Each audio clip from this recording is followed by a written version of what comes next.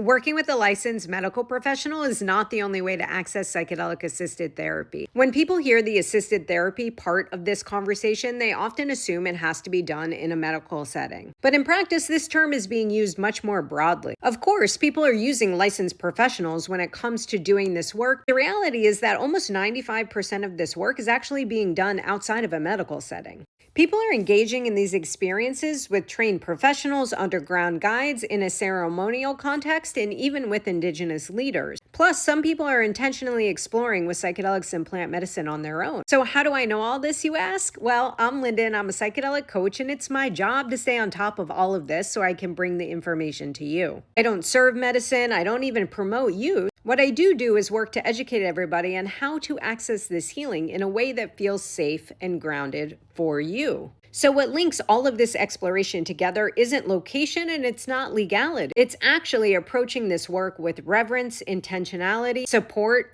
and meaning making. The part that often gets missed, regardless of where this work is happening, is how the outcome vary widely, depending on your preparation, your psychological flexibility, your expectations, and the kind of support that you've had before, during, and long after these experiences. The medicine alone does not make this work therapeutic. A medical setting alone doesn't make this work therapeutic.